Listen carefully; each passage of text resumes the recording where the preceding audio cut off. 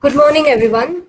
On behalf of Guru Sri Shanti Vijay Jain College for Women, it gives us immense pleasure to extend a warm welcome to one and all.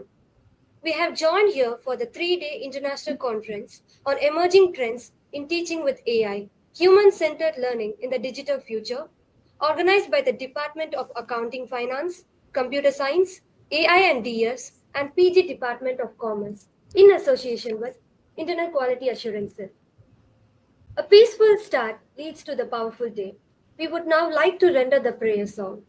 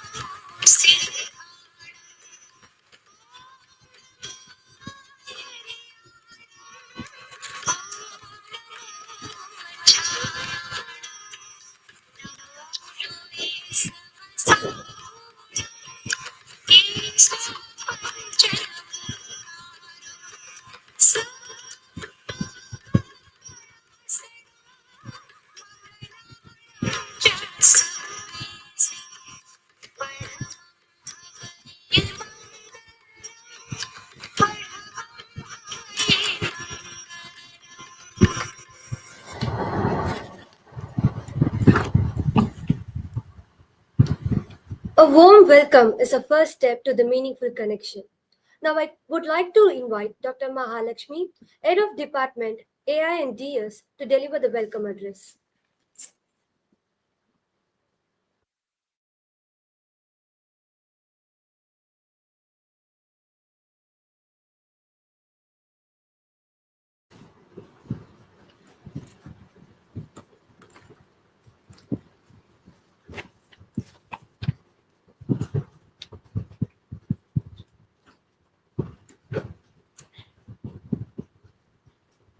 Good morning, everyone.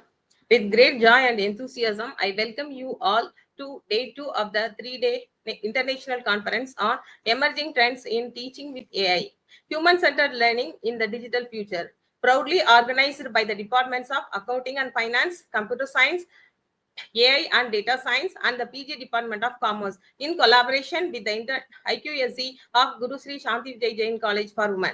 It is indeed an honor and privilege to welcome our distinguished chief guest, Mr. Balaji Ponnusamy. Sir, on behalf of our institution, we extend our heartfelt gratitude for accepting our invitation and joining us today.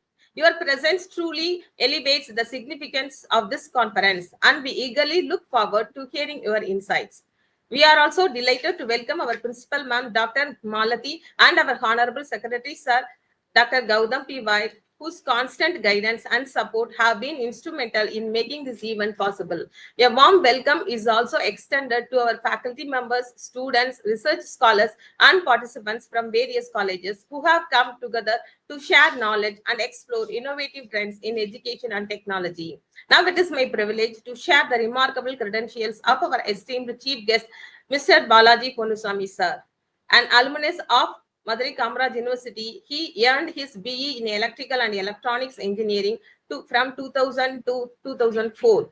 He is currently serving as a Senior Technical Program Manager at Amazon, Dallas, Texas, USA from 2021 to till present. His illustrious career spans across leading positions such as software developer, programmer analyst from 2005 to 2008, and technical lead associate from 2008 to 2010, technical architect and senior associate from 2010 to 2013, integration architect and delivery manager from 2013 to 2016 in Cognizant Technology Solutions, enterprise architect from 2016 to 2018, and advanced technology group from 2018 to 2019. Also, vice president as in security architecture technology engineering from 2019 to 21.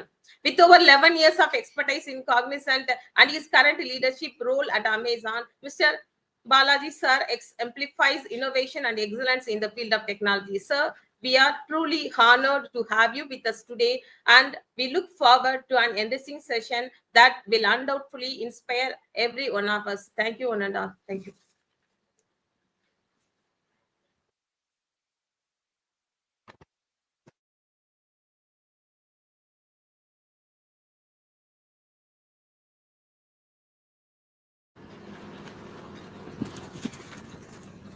Thank you, ma'am. Some contributions leaves a mark so profound that they deserve to be honored with more than just applause. We would now like to present our token of appreciation to our esteemed guest speaker, Mr. Balaji, Project Manager, Amazon, Texas, USA.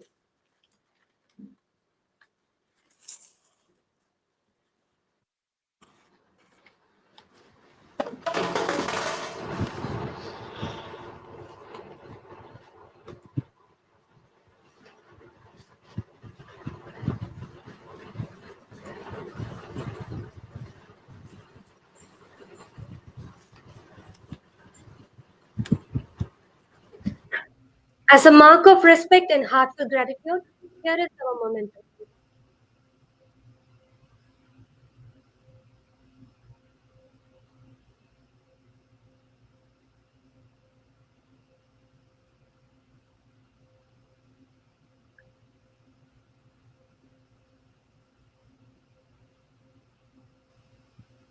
Thank you.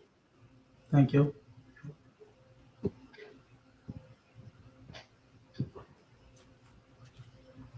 Learning from experience is the best kind of learning. We now have the pleasure of inviting our respective guest speaker, Mr. Balaji, Project Manager, Amazon, Texas, USA, to share his knowledge and perspectives with us. Thank you very much for the introduction and kind words. Am I audible to everyone? Uh, just checking. Am I audible to everyone?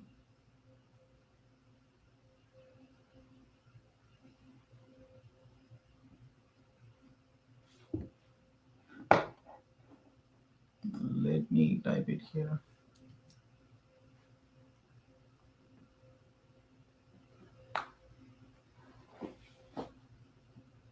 Okay. Yeah, thank you for sharing the PowerPoint presentation. But before we get started, I just wanted to understand from everyone if I'm audible.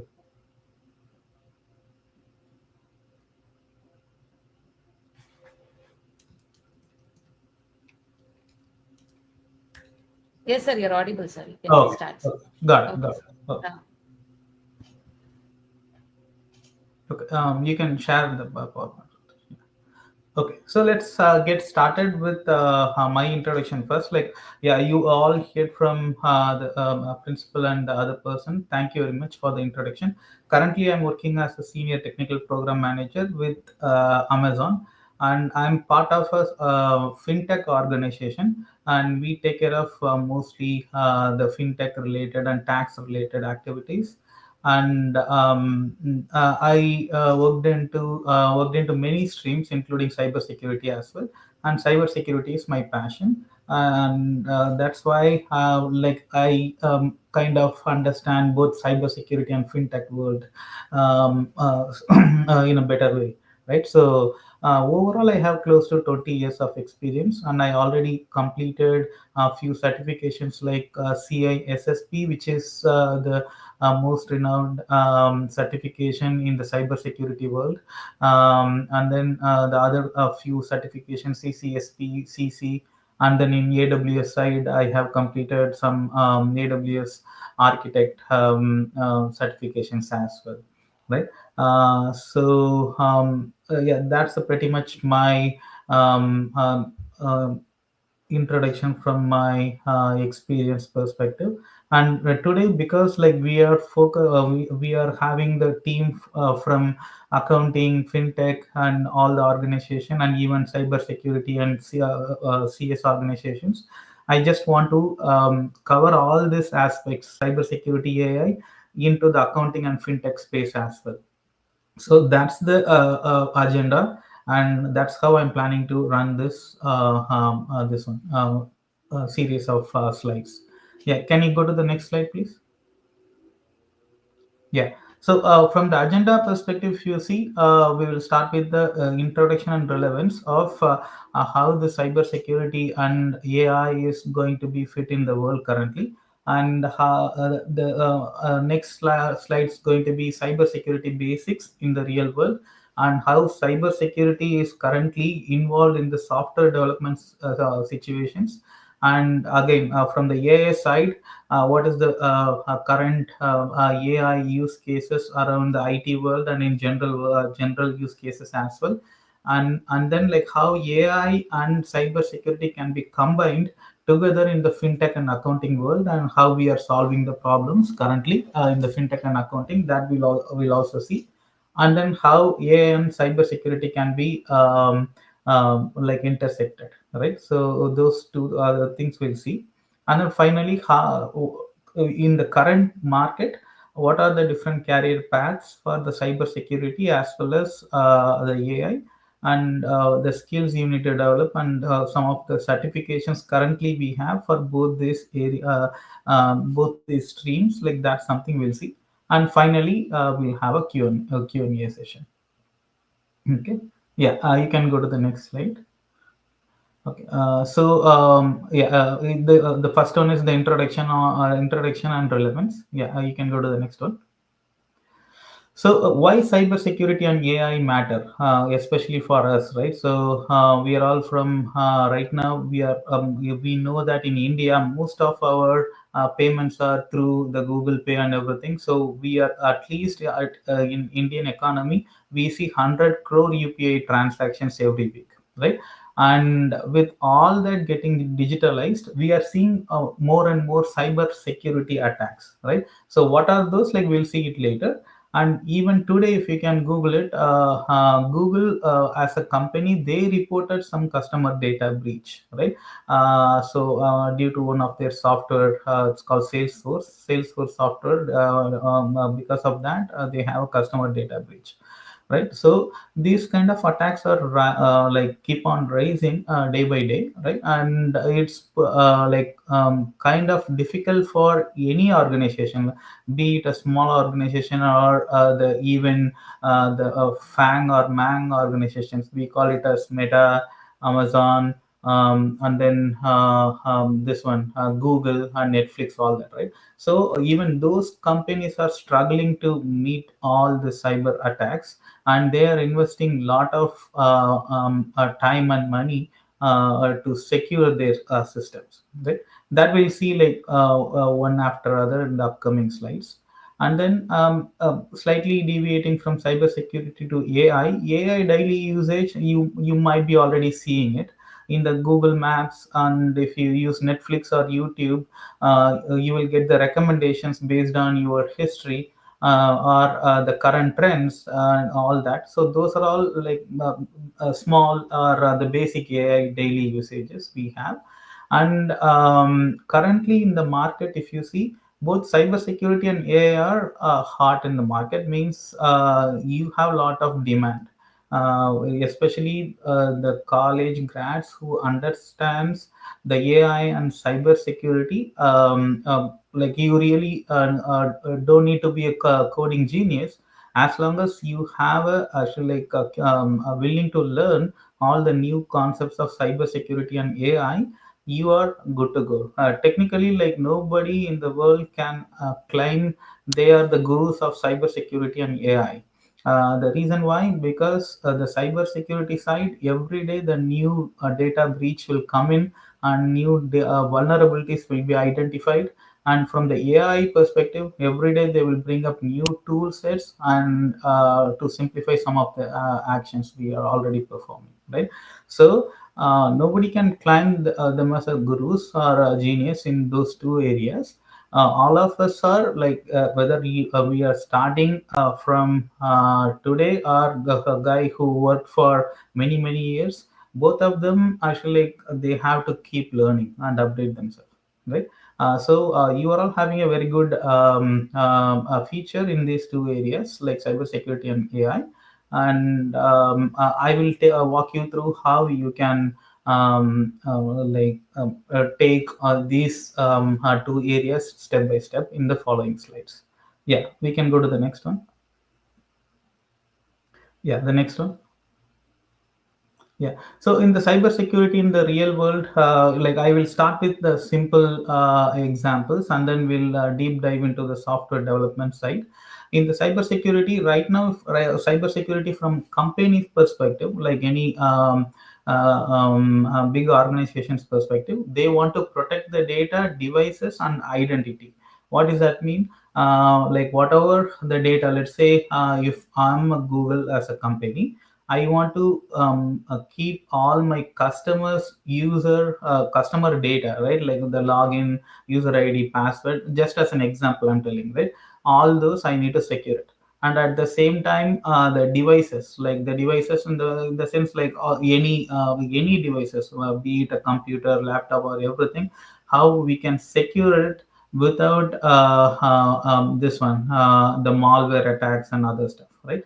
And then identity is again kind of a data, but it's a personal data, personally identifiable data, right? So personally identifiable data is something like your name, your Aadhaar number, and then your age and all that, right? So this protecting the personal identity data, that is a major component which each organization tries to meet, right? The personal identifiable data breach is the most critical one which they have to take care of, right? And then the common threats currently in the real world, world are phishing one, and then malware, and then fake apps and data leaks.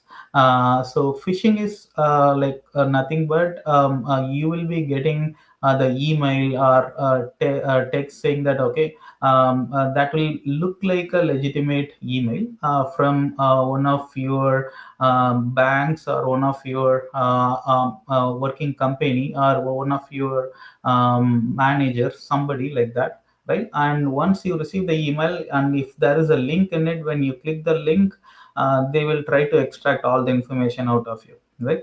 And then malware, you all know, like malware is nothing but like we have a lot of corrupted files and everything. If we download any software from internet, it will have a lot of malwares, and it will affect our the laptop and devices, right? And the fake apps is nothing but in the when you try to download some apps from app center, or let's say from the developer central, some apps may look very similar to, for example, WhatsApp, right? So let's say if you are downloading the fake WhatsApp app and start giving your personal information, then your personal information will be compromised, right? And then data leaks is the same example I mentioned. As an organization, any data you store it in your database, some way, one way or other, the hackers can extract the data out of your database. Those are the data leaks, right? So the real world examples are the UPI scam messages, that is phishing, and then fake job portals, that is like you can call it as fake apps as well. And then malware in unofficial apps, like whatever the app you are downloading to your laptop from internet, right? And how you can avoid it, from just to secure your money and your banking information, all that. Don't you must have already heard, don't share your OTPs, use multi-factor authentication most of the time, with strong passwords. Most of us will either keep our birthday, or our kid's name, or our known person's name, and then at the end we'll have at one or at two, something like that, very easily identifiable passwords we used to maintain. So just don't do that. And then on top of that, set a multi-factor authentication. Multi-factor authentication is nothing but the OTP concept, right? Means when you try to log into a bank, after you enter a password, they will send a OTP to your mobile as well. After you enter the OTP into the website, only then they will allow you. So that's the multi-factor authentication, right? And then when you receive emails or messages, don't try to click the unknown links. If at all, if the message is from unknown person, then don't click any links there. And then install apps only from the trusted sources. Like if you are using Android or Apple, then try to download it from the App Store only. Okay, so yeah, we can get into the next slide. Okay. This is in the software development field. This mostly applies to the computer science team and cybersecurity team. So this is just kind of a evaluation how the software development evolved from the time where we never use security as part of the development, and where we are currently at, where security is part of the development. Each developer has to follow it. When we started our journey back in 2004 and 5, what we used to do is mostly like we used to follow the waterfall, and agile was currently picking up by that time, like back in 2004 and 5.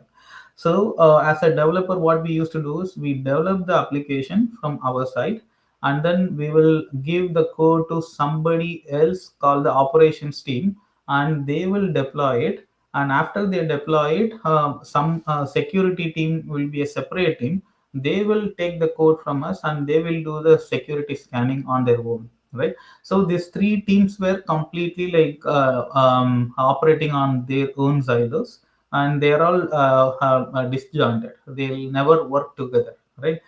So what happens is, if any security vulnerabilities identified, those developers who let's say if I'm a developer, I will not even know that actually some kind of vulnerability is there in my code until I deliver that into the production, right?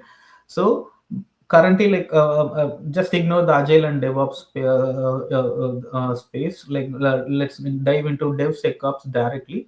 Right now where we are at is, right now we are combining all these three teams together: development team, operations team, and then the security team. How we are achieving here, if I'm a developer, if I'm using a Eclipse IDE or any other IDE where I start typing my code in, the moment I start typing the code in and try to check in the code into the code repository, that is the time itself I know what are all the security vulnerabilities I have, right? So whether your code has any security issues or not, everything will be listed to the developer then and there itself. So what we are doing previously, like the security was happening after we deploy the application into production, but we are trying to push that security check from after the deployment to the early stages of development itself, like when the developer were developing the code itself. So that's called shifting left. We are moving actually security check all the way to the end, to the beginning of the process, during the development and even during the planning itself. So this particular slide explains how this development strategy evolved from waterfall to the DevSecOps period, and how all these organizations are combined together. Yeah, we can go to the next slide. Okay. If you see the development, that's the top left image. What it shows is the development operations are kind of interlinked now, and that entire process is like kind of covered by the security organization or security processes, right?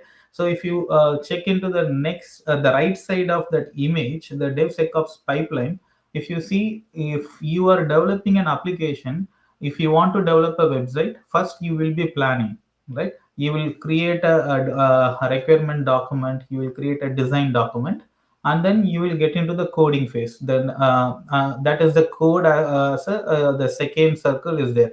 And then once the code is developed, you will be building it. Building means you will be packaging it, right?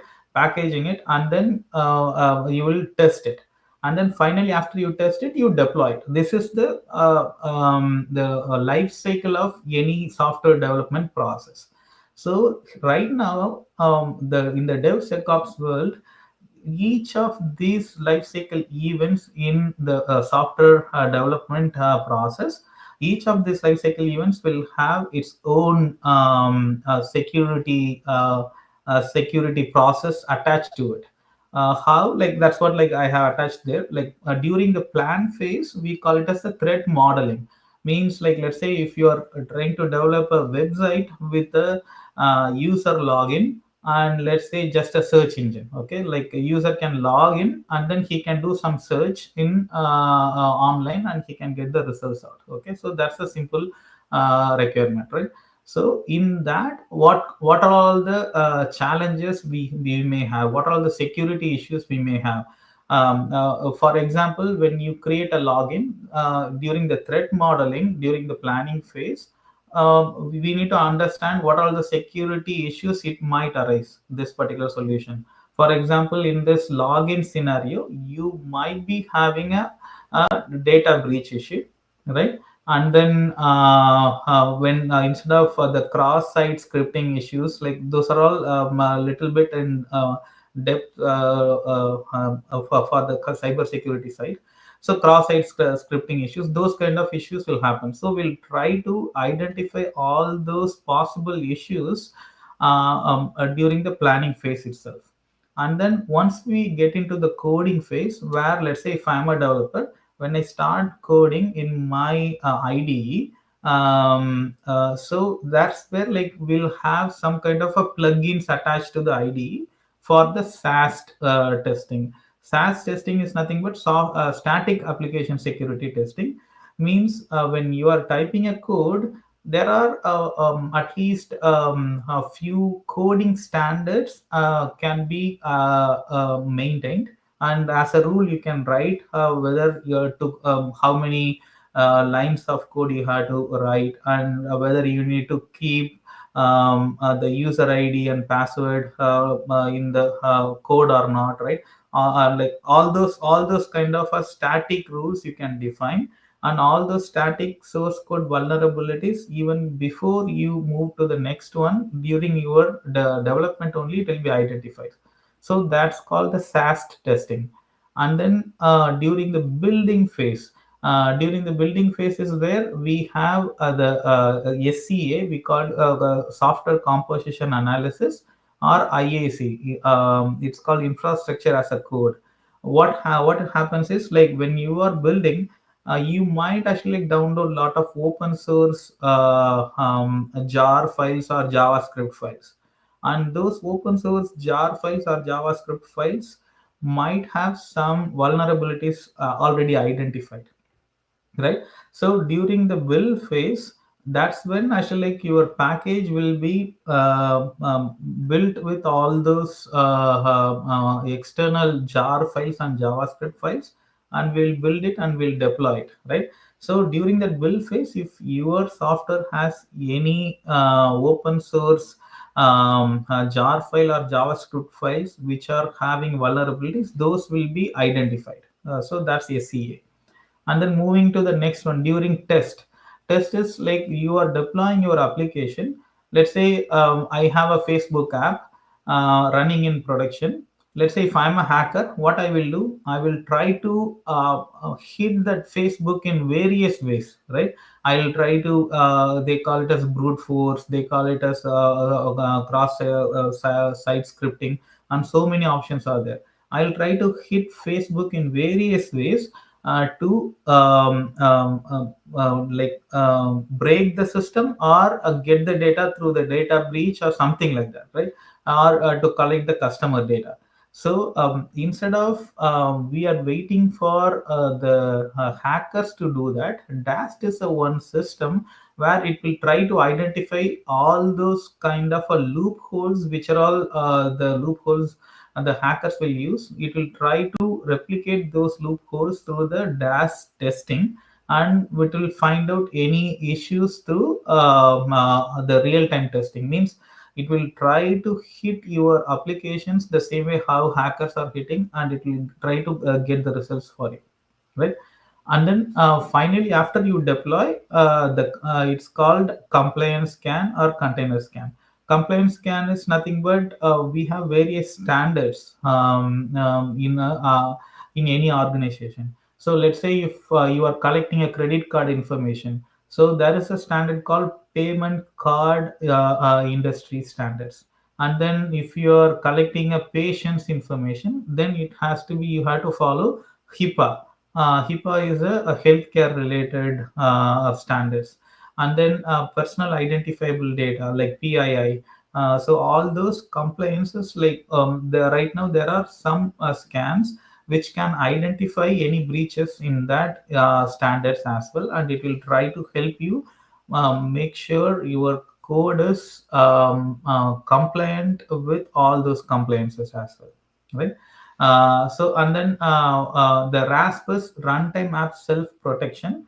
RASP is the final one. After you deploy your application, what it the RASP as a this one software, what it does is it will sit next to your application and it will try to monitor all the requests your application is receiving, and it will try to identify any anomalies. In case if it identifies any anomalies, like okay, user is trying to do the brute force, or they are trying to send millions of requests to bring the application down, or somebody is trying to do the SQL injection, all those kind of issues, like RASP as an application in the production, it will monitor and it will alert, right? And sometimes it will even try to block the user who is sending all those requests as well. Okay. Yeah. So yeah, we can go to the next slide. Yeah.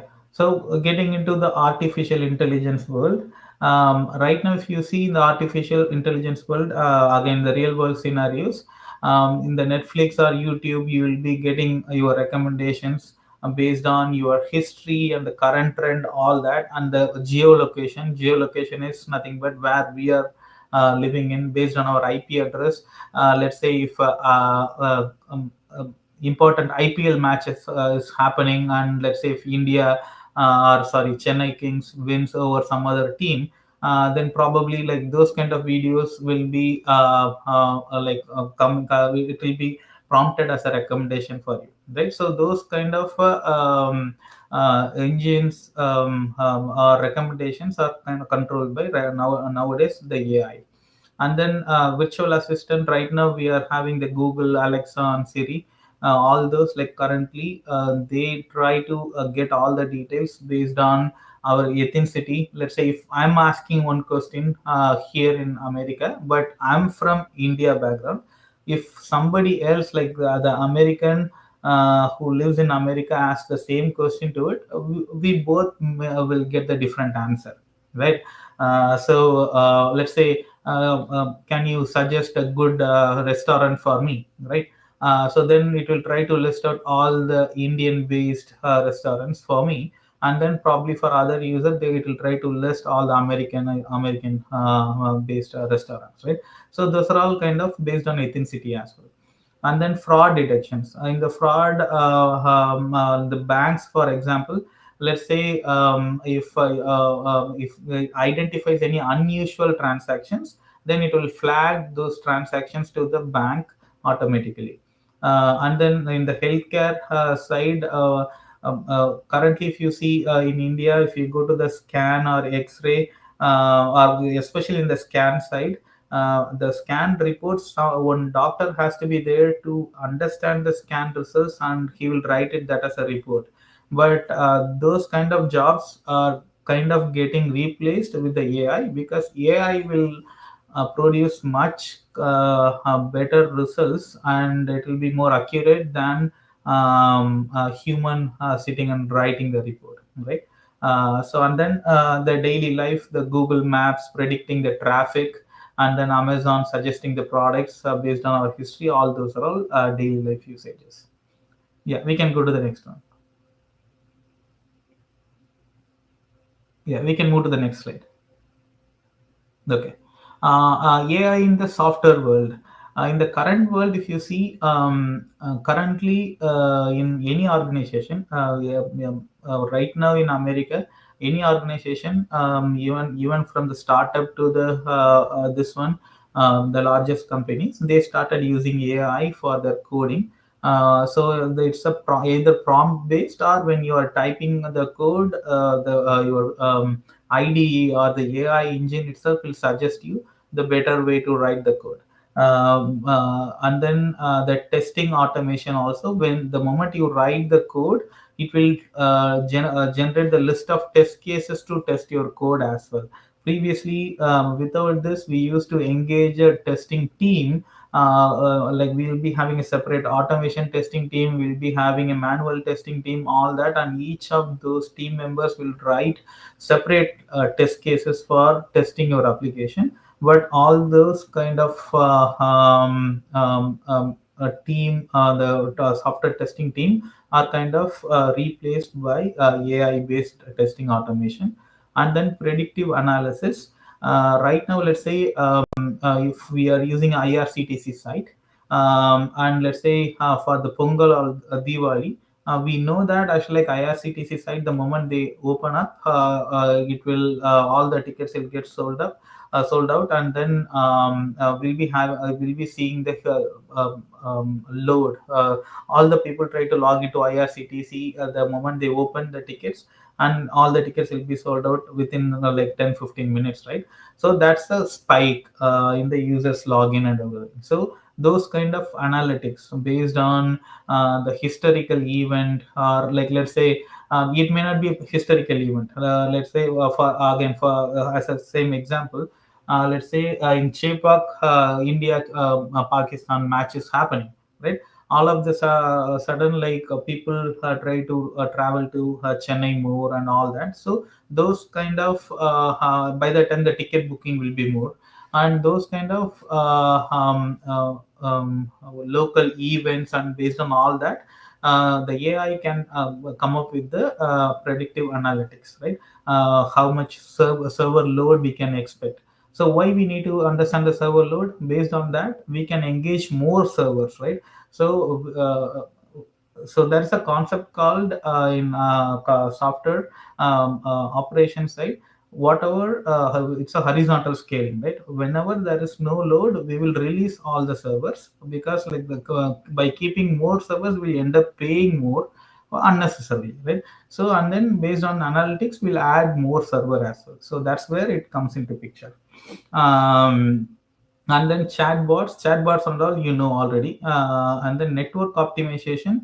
Again, the network, the same way, whenever we see the more hits, let's say if I'm hosting application in America, and if I'm expecting more load from India or Australia, then probably I'll be having a different set of servers hosted in each country. Instead of routing all the users from India and Australia to US, I'll be setting up a separate server in each country. So those are all kind of network optimization AI can suggest.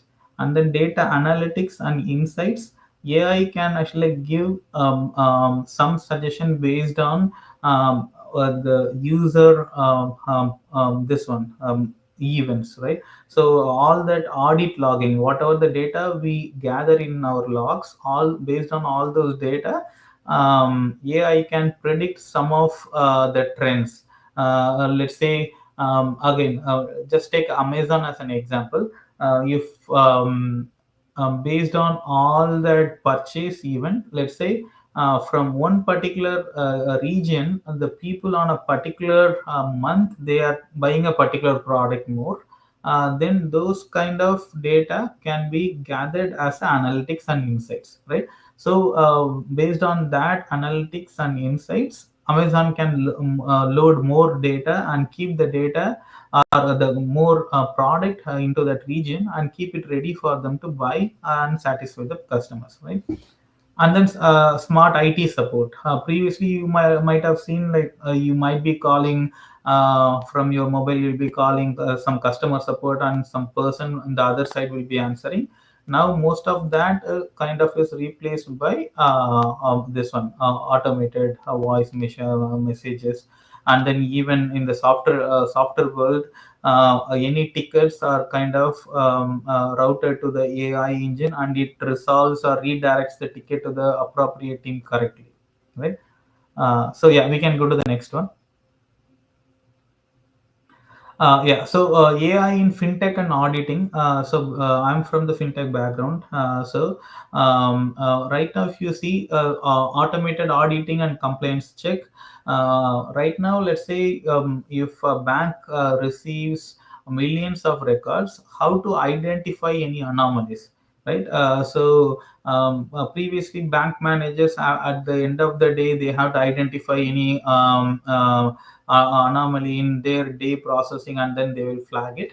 But right now, with all this AI engines and everything, even with the millions of records, it can easily identify, right? And then regulatory monitoring and anti-money laundering. Anti-money laundering is like nothing but how to detect, um, let's say if I deploy 5 lakhs rupees to an account, then it might get flagged, for example. But if I'm splitting that 5 lakh into 50,000 each in each different bank accounts, and then redirecting to one account, then it will not be flagged with the current setup. But those kind of anti-money laundering issues can be identified effectively through this one AI.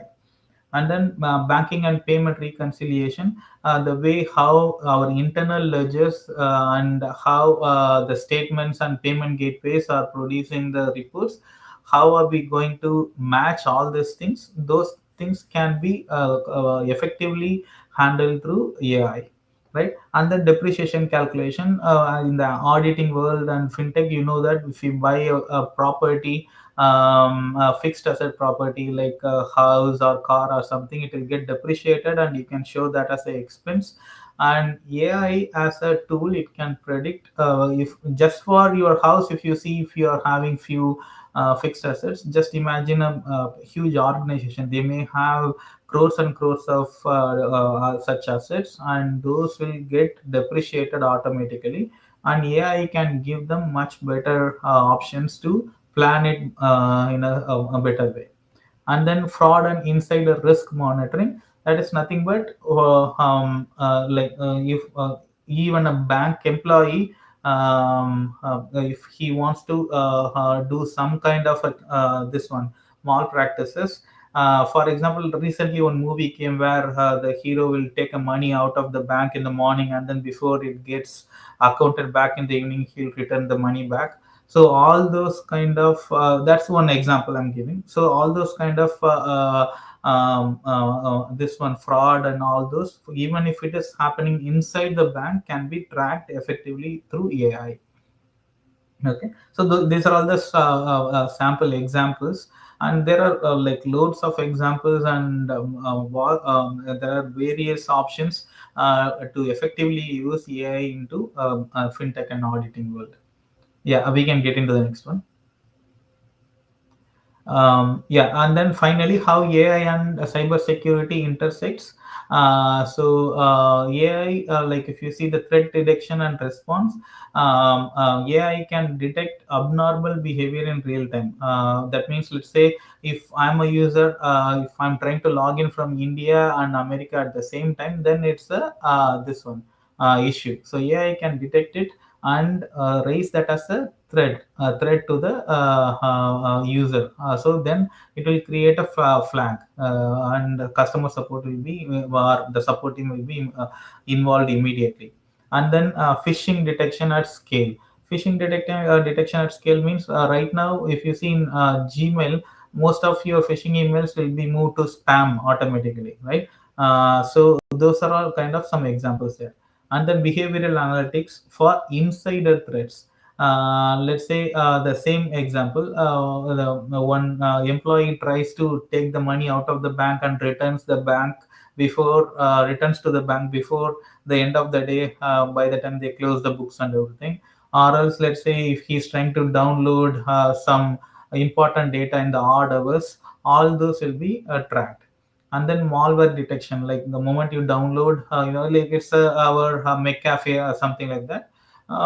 It's not on a McCafe might be running with already designed or already programmed logics only. But AI as a concept, if you have any malware detection AI program, it will learn and adapt as well. Day by day, it will learn and adapt. Even if the new malware, which cannot be identified, the existing malware softwares, the AI agents will get updated automatically, and it will identify them. And then automated threat intelligence processing. Means, right, whenever there is a cyber security issue, then this AI can identify which are all the applications are under threat because of these issues, and it will flag it to the organization that this many applications may get impacted because of these issues, and we need to fix so and so way, right? All that will be counted. Yeah, we can go to the next slide.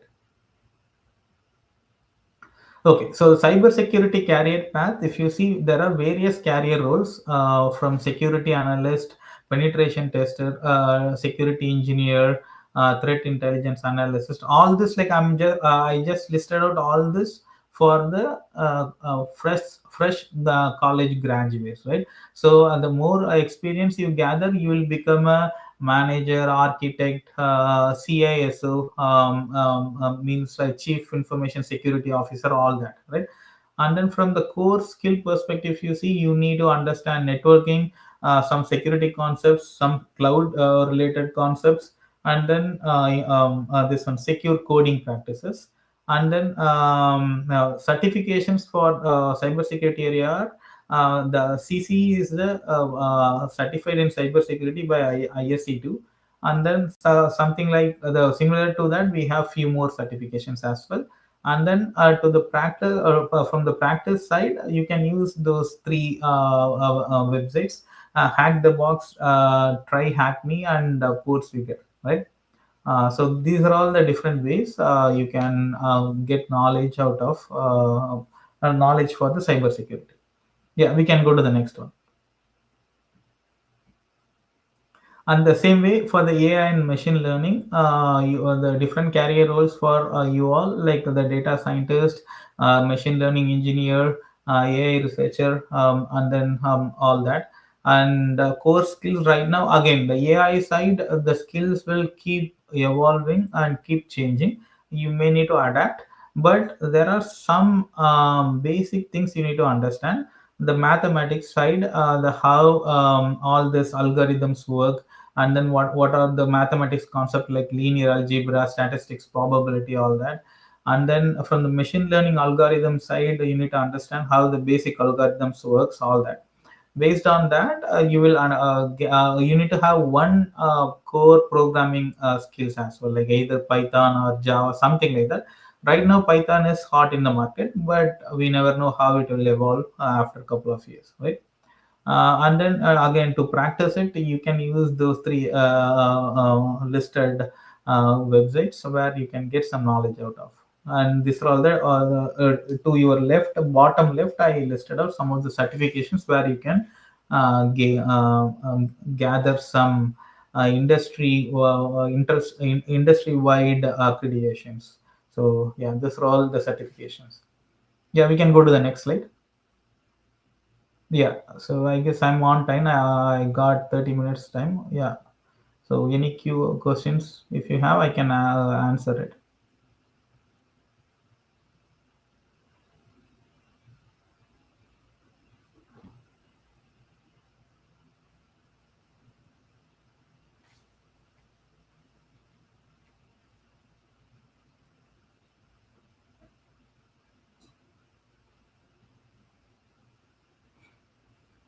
Okay.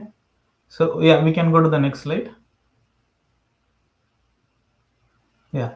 So I'm wrapping up. So this is that is my LinkedIn handle, and then the other one is my website. So in case if you have any questions, you can reach out to me. We'll discuss that in detail as well. Okay. Yeah, I'm good. Thank you very much, everyone.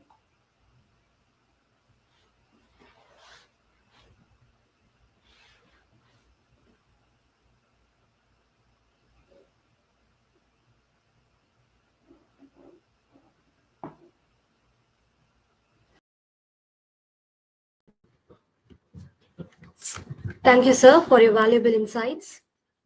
Gratitude is a hallmark of humanity. Now, I would like to invite S. Mrutula, Department Secretary of A&F, to deliver vote of thanks for today's session.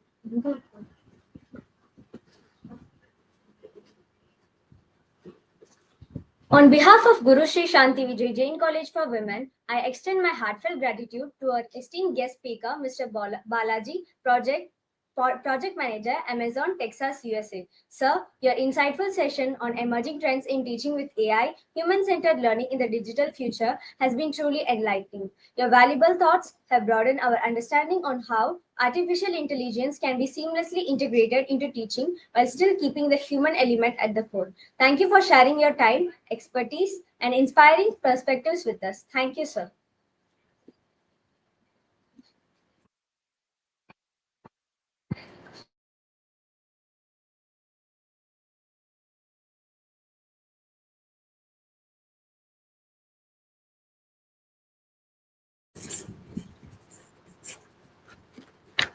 Thank you, Mrutala. Our technical session 2 will be commenced at 11:30 after a short break. Thank you.